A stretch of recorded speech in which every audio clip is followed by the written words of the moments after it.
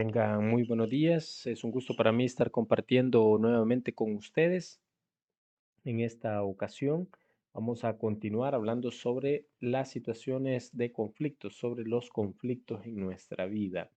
Vamos a iniciar siempre con nuestro contenido socioemocional, que es muy importante que nosotros lo tomemos en cuenta, ya que este sirve para que nosotros nos desarrollemos adecuadamente, ¿verdad? Así es que vamos a ver el siguiente video para reflexionar sobre nuestra salud cerebral. Veamos.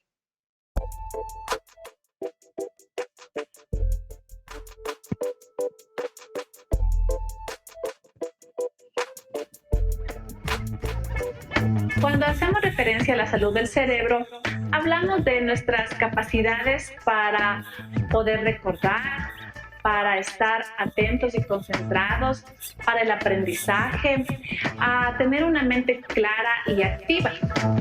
El concepto de salud cerebral se basa en sí en la reducción de estos factores, que son factores de riesgo que pueden poner en peligro estas capacidades con el paso de los años. Por naturaleza, nuestro cerebro es social y necesita de muchos vínculos. Por esta razón, la comunicación, la interacción con otros resultan fundamentales en la vida. De hecho, el aislamiento social puede generarnos diversas transformaciones cerebrales, tales como tener dificultad para decidir, disminuir la capacidad de tu aprendizaje, fallos en la capacidad del autocontrol, entre otras.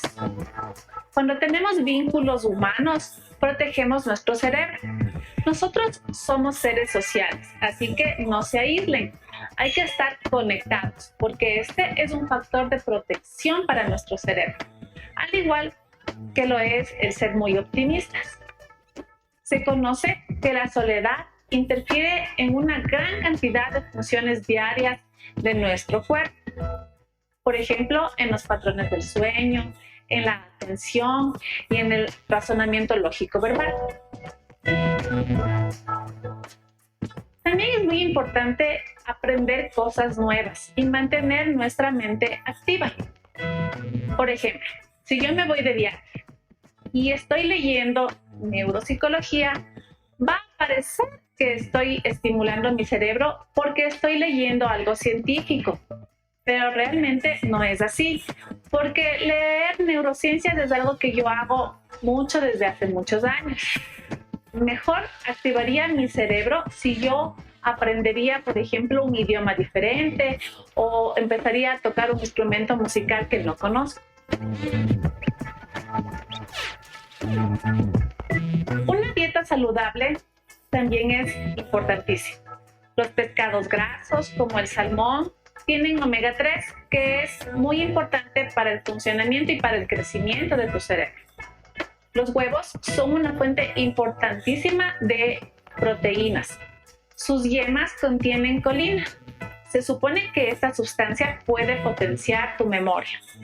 Los frutos secos, como el maní, la nuez, son ricos en antioxidantes. El cerebro necesita constantemente glucosa y los granos y cereales son sus grandes proveedores. Por otro lado, también hacer ejercicio físico tiene un impacto más allá que en el sistema cardiovascular. Hay un impacto directo en el cerebro. Genera nuevas conexiones cerebrales. Mejora tu estado de ánimo y refuerza tu pensamiento creativo.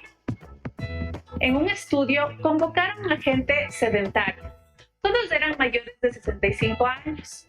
A la mitad de las personas les pidieron caminar regularmente durante unos meses y al otro grupo se les pidió que sigan siendo sedentarios.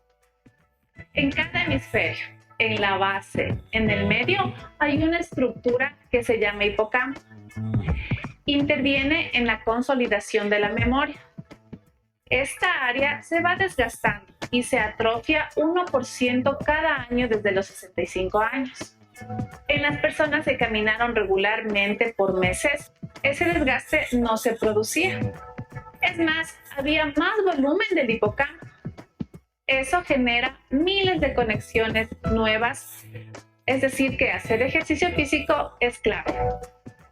Dormir bien, 8 horas al día. El sueño es salud. Interviene en tus funciones hormonales. Regula tu función inmune. Y también te ayuda a consolidar la memoria. Ayuda al descanso, a recuperarse de la actividad que hemos hecho durante todo el día. Durante el sueño, el cerebro procesa toda la información aprendida. Es así que se refuerzan los aprendizajes. Por eso es muy necesario descansar bien.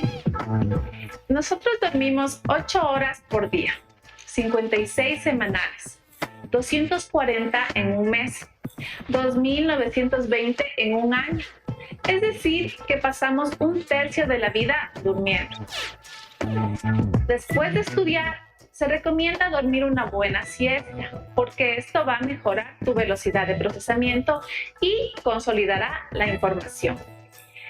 Si bien nuestro organismo organiza naturalmente las horas que necesitamos dormir, muchas veces no dormimos tanto como tu cuerpo sugiere. Así, estudiar hasta altas horas de la noche, ver tele, estar jugando con el teléfono o la computadora, puede hacer que el ciclo del sueño se dañe y esto no sea fácil recuperar. El manejo del estrés. Pensemos que la realidad no la podemos cambiar, pero sí podemos reevaluarla y trabajar sobre cómo debo responder a esa realidad. La manera en la que nosotros pensamos determina la manera en la que nos sentimos. Por ejemplo, si yo en este momento pienso que a ustedes este video no les agrada y sin ninguna evidencia aseguro esto, me voy a sentir mal.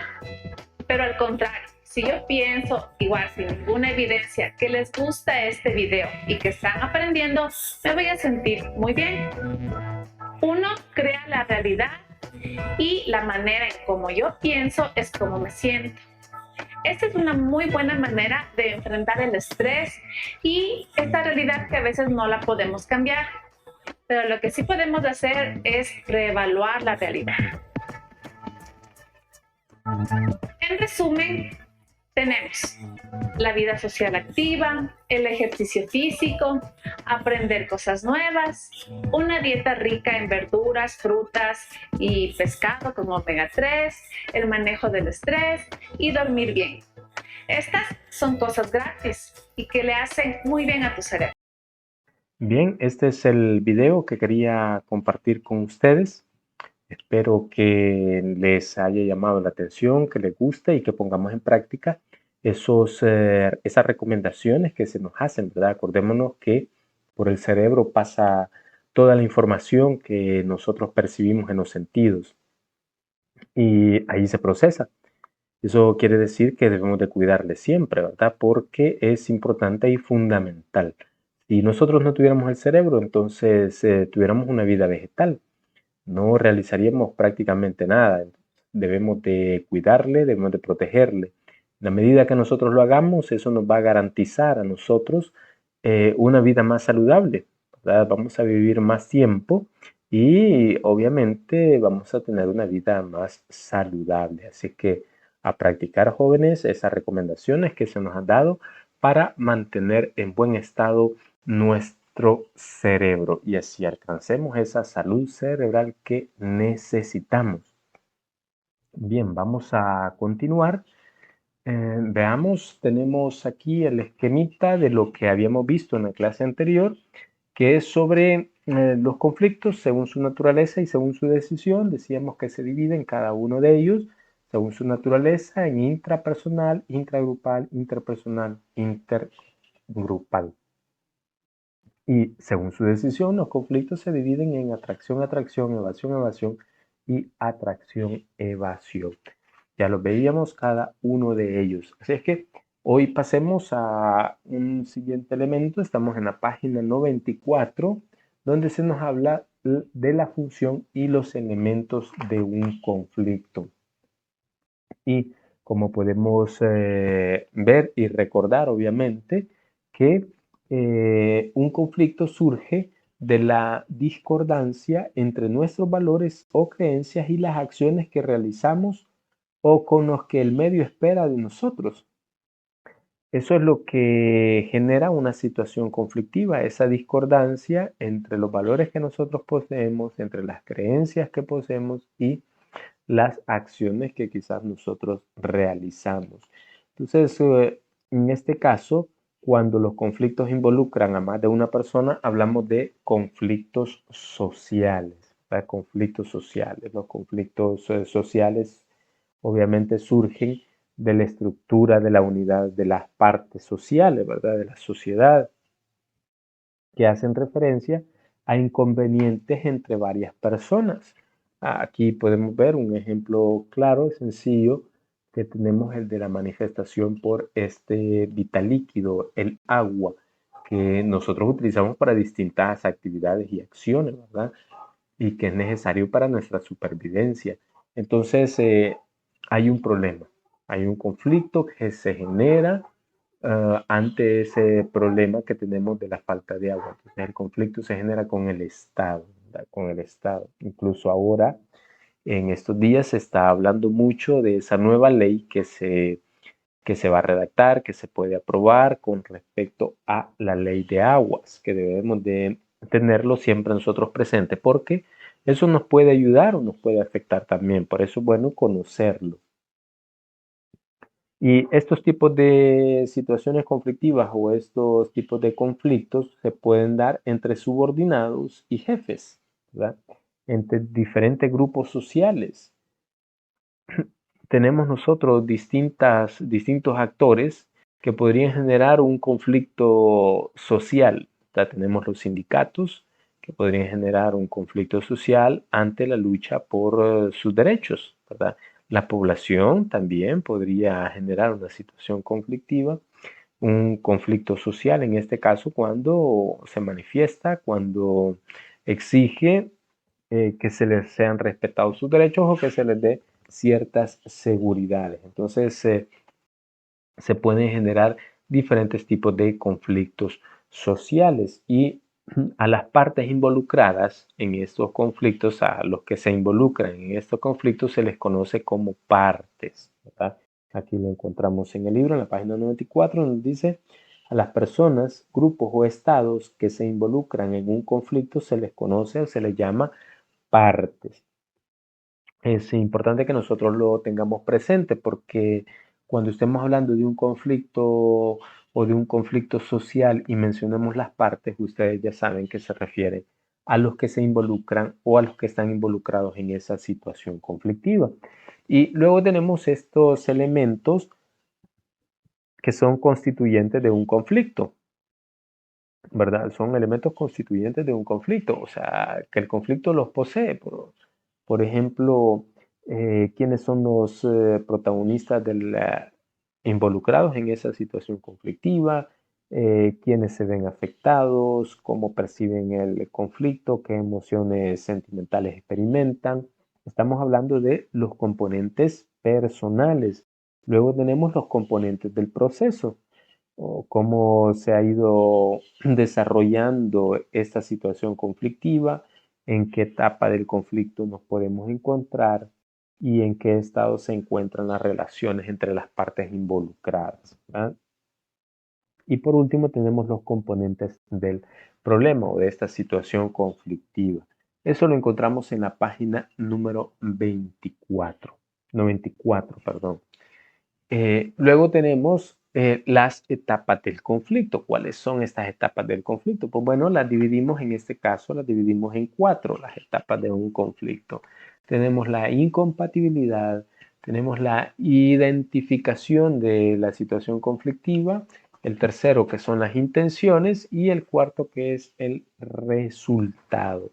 Entonces, la incompatibilidad, el primero, obviamente hace referencia a esas diferencias que nosotros tenemos con las otras personas y que eso puede generar una situación conflictiva porque nosotros tenemos percepciones diferentes, tenemos opiniones diferentes, tenemos creencias diferentes, valores y estos en algún momento, en algunas circunstancias o situaciones pueden ser contrapuestos o contrarios a los de otras personas y eso puede generar una situación de conflicto. Entonces es la primera parte, la incompatibilidad.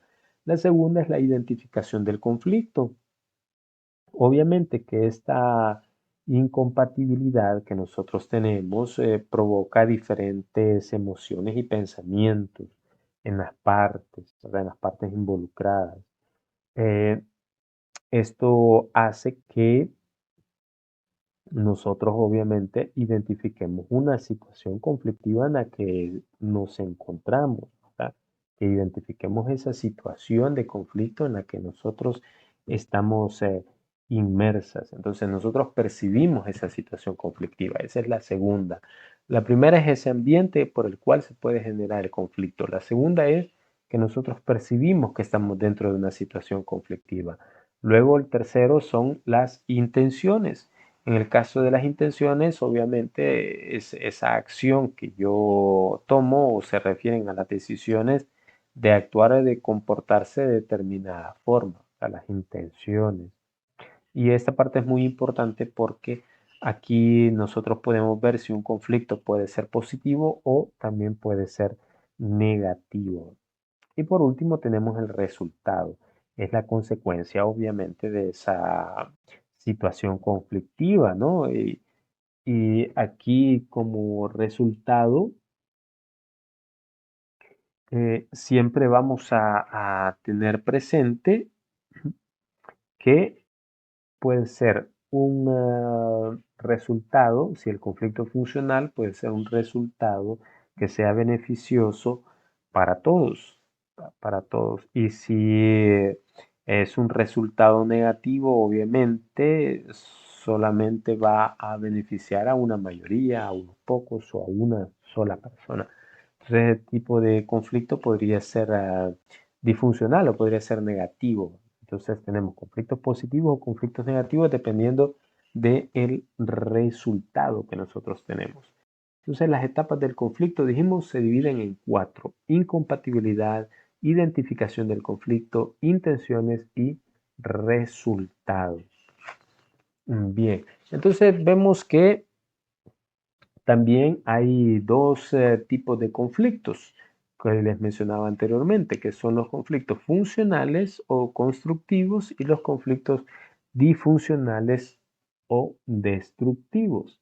En el caso de los conflictos funcionales, surgen en la búsqueda de metas en común. Eso es un conflicto funcional, o sea, nosotros enfrentamos una situación conflictiva y lo que hacemos es buscar una meta en común entre las partes, ¿verdad? Entre las partes. En el cambio de los disfuncionales, las metas son diferentes, cada uno quiere velar por sus intereses, entonces son metas diferentes. En los funcionales la comunicación es abierta y clara, ¿verdad? En los disfuncionales no hay comunicación. Y si hay comunicación, obviamente no es una comunicación adecuada, asertiva, sino que es por el contrario, una comunicación que lo que hace es fortalecer más ese conflicto disfuncional o esa parte negativa de la otra persona. En los conflictos funcionales, obviamente, lo que se busca es aclarar esa situación en los conflictos funcionales. Lo que buscamos nosotros es aclarar esa situación en la cual nos encontramos. En los disfuncionales no. En los disfuncionales lo que se busca son beneficios propios, intereses de algunos pocos, ¿verdad?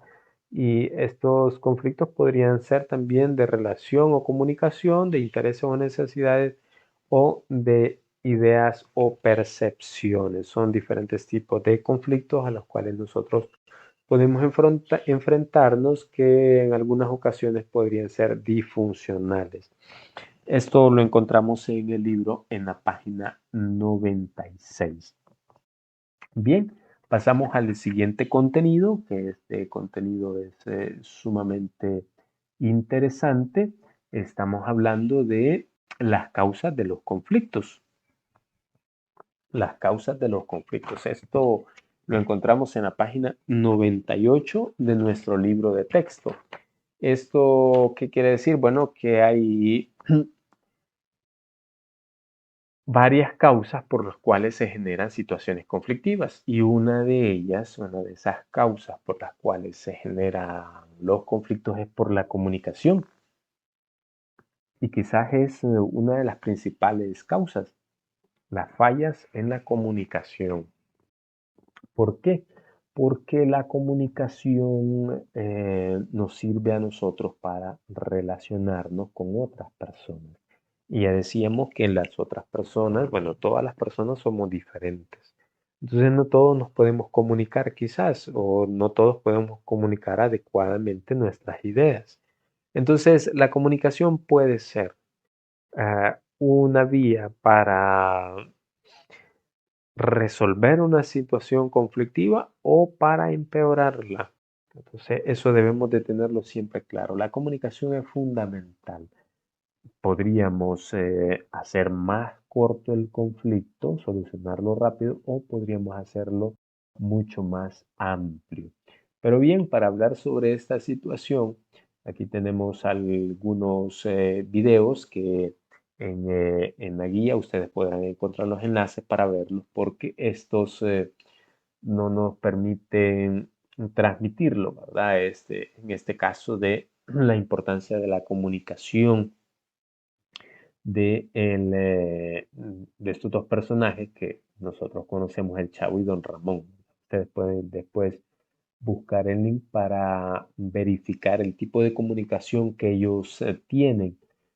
Hay un problema, hay una dificultad en la comunicación, hay fallas en la comunicación que ellos presentan por lo cual se les es difícil entender su objetivo, qué es lo que buscan o cuál es lo que ellos quieren decirnos. Luego tenemos el siguiente, que es también un video, este sí lo vamos a ver, con este no habría ninguna dificultad, ¿verdad? Así es que veamos este video donde nos muestra cómo se da ese proceso de comunicación que podría ser más eficaz, más una comunicación de calidad. Veamos.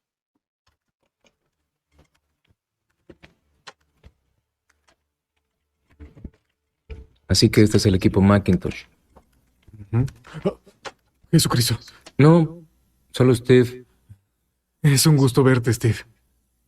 Bill Atkinson. Veo que tienes 8 trabajadores aquí. Jay, levántate.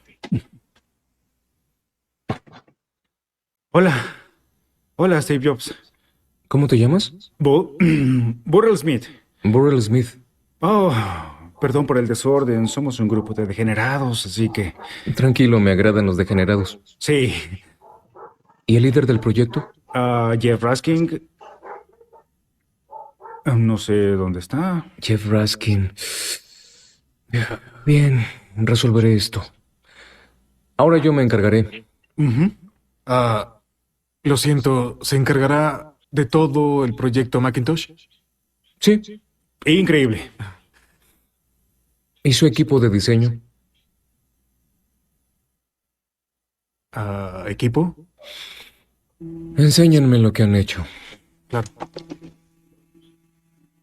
Obviamente la facilidad de uso es lo más importante. Intentamos desarrollar una interfaz más simple, que esté dirigida hacia un consumidor final inexperto. Pero estamos sufriendo con la interfaz. Y, para ser franco, los resultados han sido... Nulos. Sí. ¿Qué tiene bajo la tapa? Productos estándar de primera, 64 KS de RAM, pantalla de 256 bits, un Motorola 6809. Usaremos un 68000. Pero señor, ese es el procesador de Lisa. Es correcto, señor. No me importa el presupuesto. Quiero ese procesador. Hecho. Hola, Steve. ¿Cómo estás? Chris, hace tanto que... Sí, ¿Trabajas en Macintosh? sí. Bien. Creo que será divertido.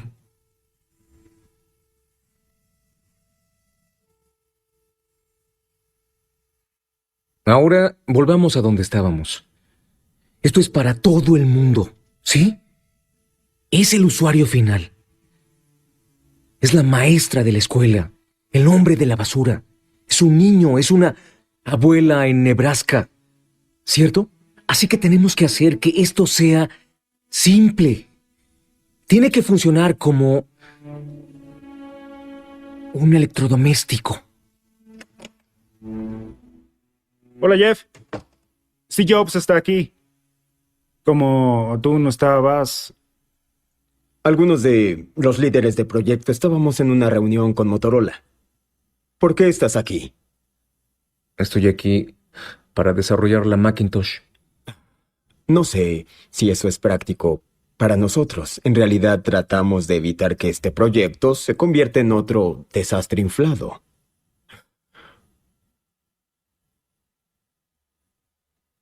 Escucha, Jeff. Tienes mi atención. Bueno, Steve, no quisiste involucrarte cuando empezamos con esto, y yo no me molesté. Solo quería que firmaras los cheques. Involúcrate, pero no dejes que Macintosh sea una medida de venganza para ti. Todos saben lo que pasó con el equipo de Lisa, así que créeme cuando te digo que estamos bien. De acuerdo, Jeff. Aclaremos un par de cosas. No nos quedamos con bien. No aceptamos las cosas como están y no dejamos de innovar. A tu máquina le falta potencia y tu interfaz necesita trabajo. Estoy aquí para ayudar. No intento quitarte Macintosh y quedármela. Te quiero a ti en este equipo. Pero si quieres, puedes sumarte. O si no, puedes largarte.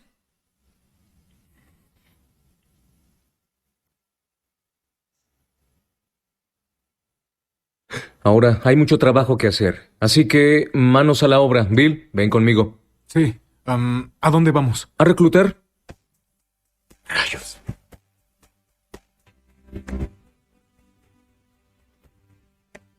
Tienen un problema que quieren resolver.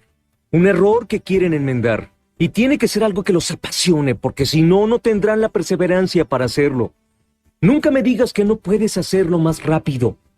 Porque millones de personas van a comprar esta máquina. No podemos ver a la competencia como si lo fuera a hacer mejor. Hay que ver a la competencia diciendo que lo haremos diferente. Tenemos la oportunidad de armar una máquina revolucionaria. Y la vida no te dará muchas oportunidades así. Ahora hemos elegido hacer esto. Así que hagámoslo grandioso.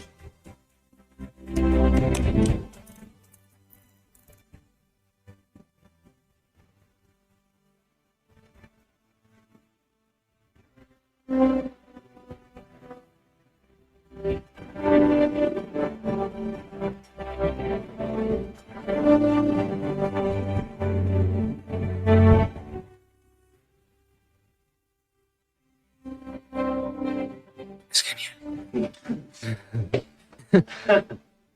No, no lo es. Es una gran genialidad.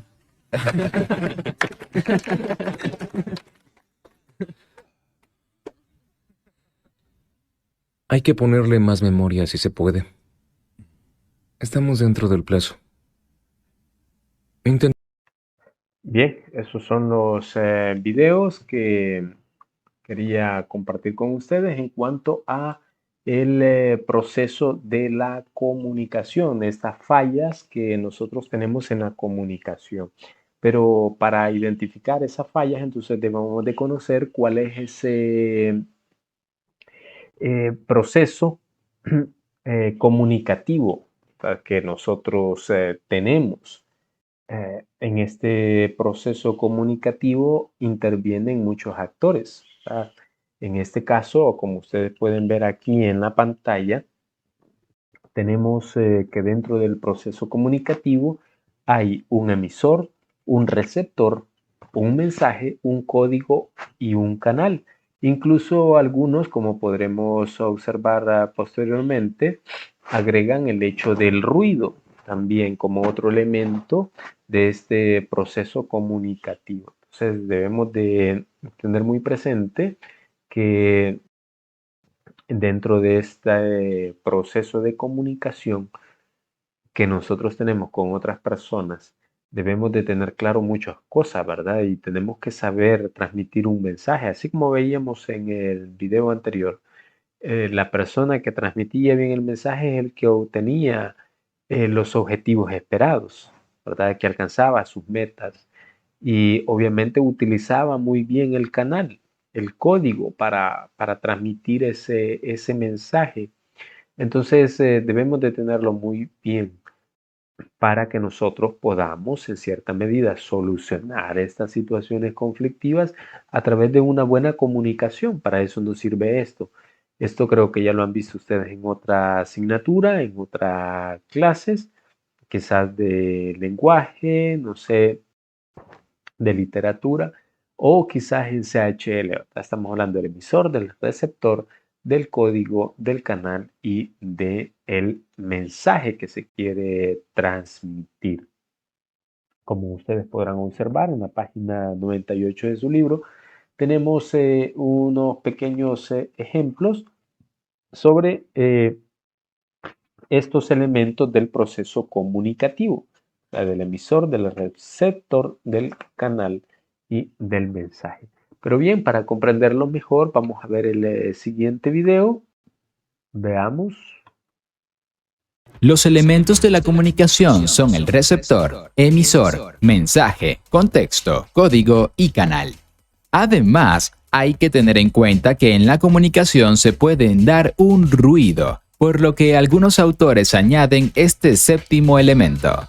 El ruido es cualquier factor que impide que el mensaje llegue correctamente a su receptor, es decir, cualquier cosa que obstaculice la recepción, interpretación y respuesta al mensaje. El ruido puede ser interno o externo. El proceso de comunicación es dinámico, continuo, irreversible y contextual.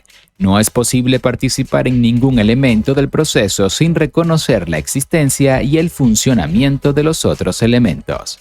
La palabra comunicación proviene del latín comunicare, que es compartir algo o colocarlo en común.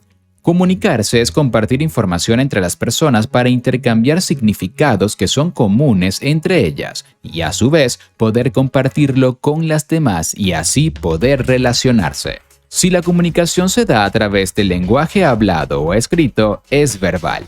Si se da por medios de símbolos, señas, gestos, sonidos, etc., es no verbal.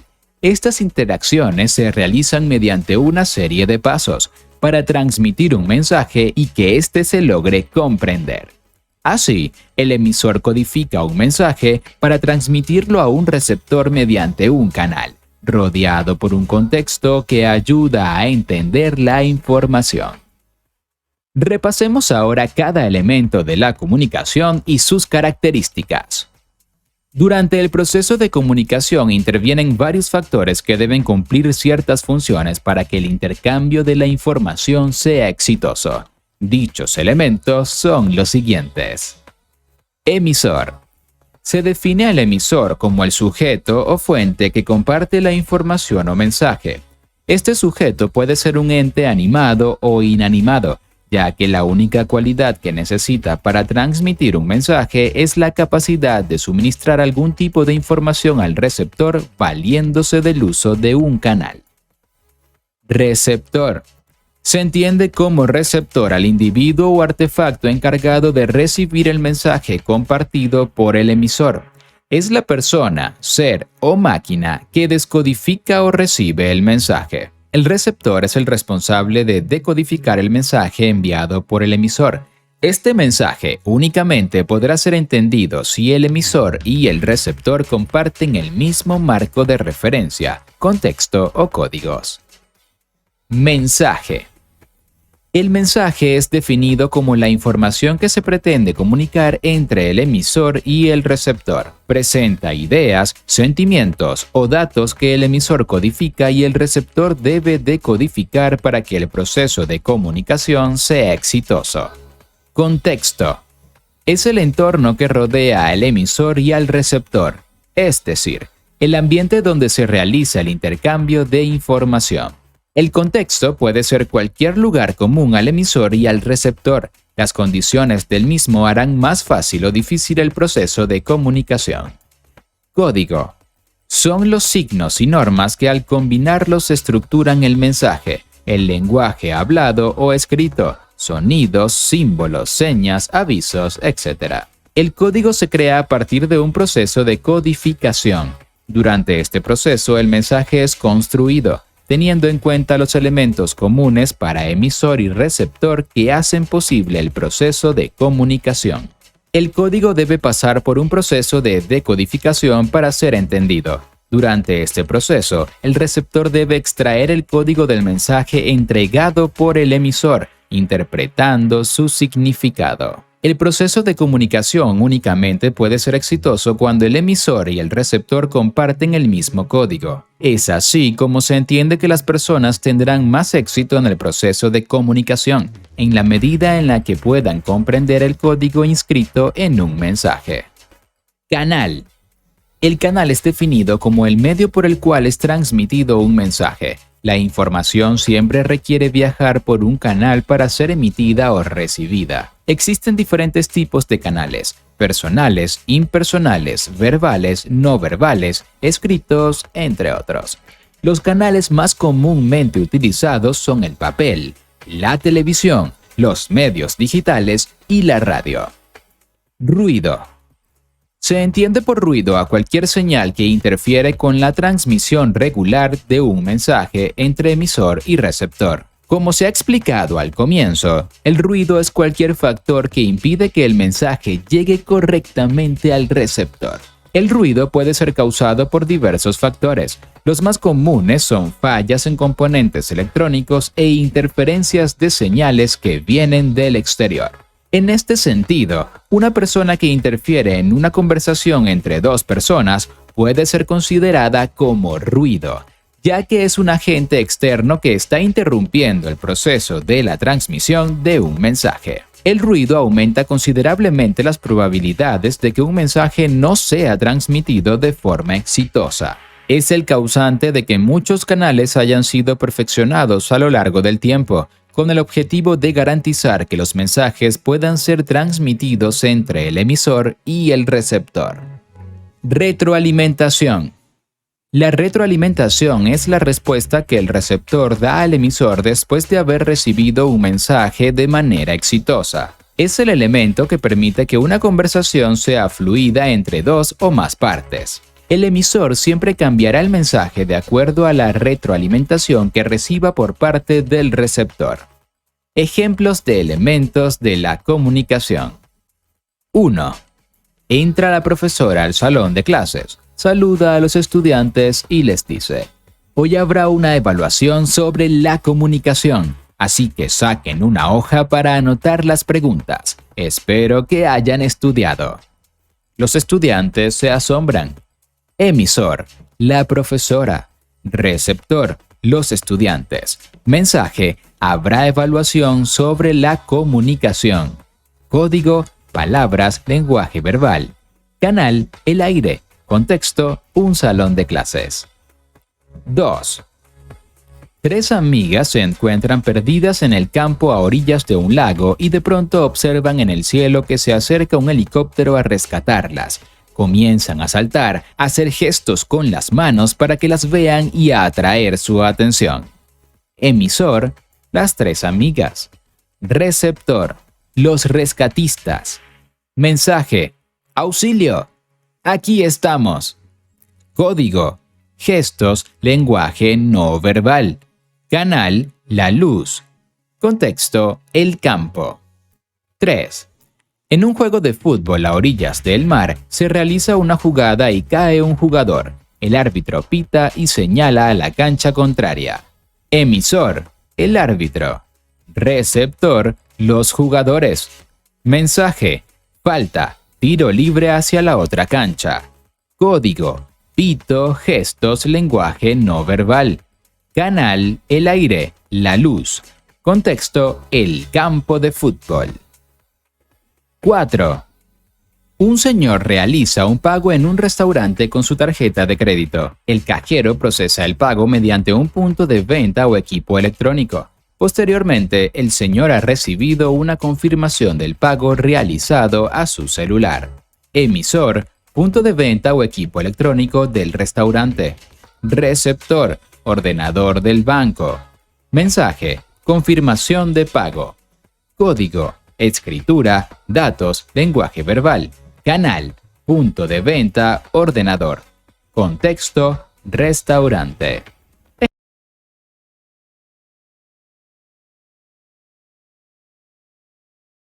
Bien, esos son algunos de los ejemplos de este proceso comunicativo, ¿verdad? Ya con 4 ejemplos creo que comprendemos mejor este proceso comunicativo. Si no, de igual forma, ustedes pueden buscar el video. Yo les dejo el enlace en la guía también para que lo puedan encontrar y lo puedan revisar, ¿verdad? De acuerdo a lo que ustedes deseen, ¿verdad? Bien, entonces pasamos al siguiente, que son los conflictos de intereses y de valores. Estos son también dos formas de situaciones conflictivas que se generan, ¿verdad? En cuanto a los intereses, las partes compiten por sus necesidades. Obviamente, lo que va a buscar es que prevalezca mi parte sobre la del otro. Eso es lo que nosotros buscamos, ¿verdad? Cuando enfrentamos una situación de intereses, obviamente, lo que buscamos es la satisfacción personal, ¿verdad? Y obviamente eso excluye a la satisfacción de las otras personas. Yo lo único que busco es mi satisfacción, es de intereses. Por eso vemos los, eh, las manos que están ahí con los dedos apuntando siempre hacia uno mismo, ¿verdad? Es un conflicto de intereses donde las partes compiten por sus necesidades personales, ¿verdad? Y hacen que prevalezca la suya sobre la del otro. Ese es el primero. Luego tenemos los conflictos de valores, a los conflictos de valores. Estos se generan por el encuentro de dos o más sistemas de creencias.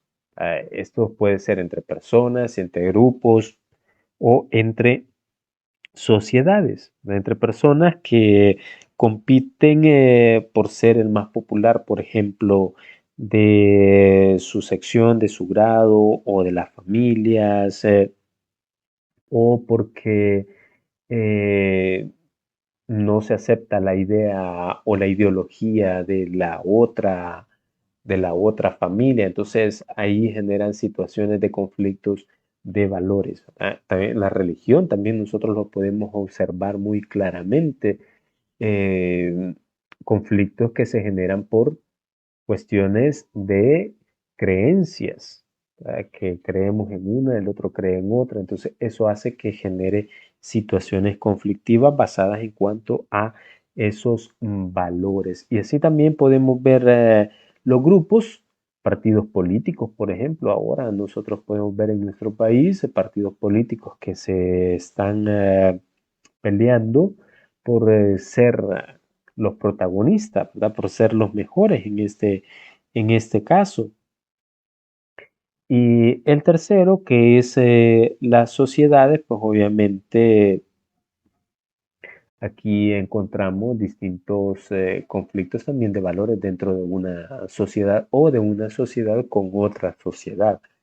Son distintos tipos de valores a los cuales nosotros, conflictos de valores a los cuales nosotros podemos enfrentarnos, ¿verdad? O que nos enfrentamos. Aquí tenemos este video que es de una película para que identifiquemos más estos conflictos de intereses y de valores. Veamos solamente una parte, ¿no?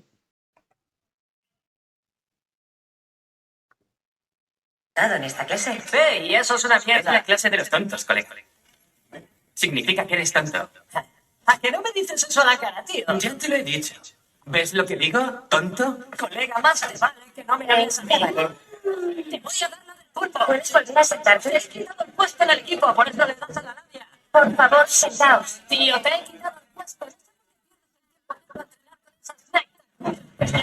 No sabes nada de mí, colega. Me has jodido todo el rollo. Eres un bocata. Te voy a meter en clase de puta.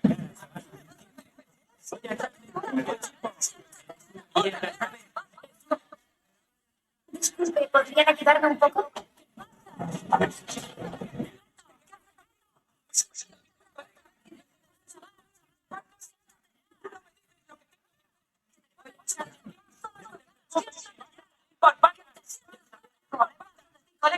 Dile que se siente de una puta vez. Una puta vez.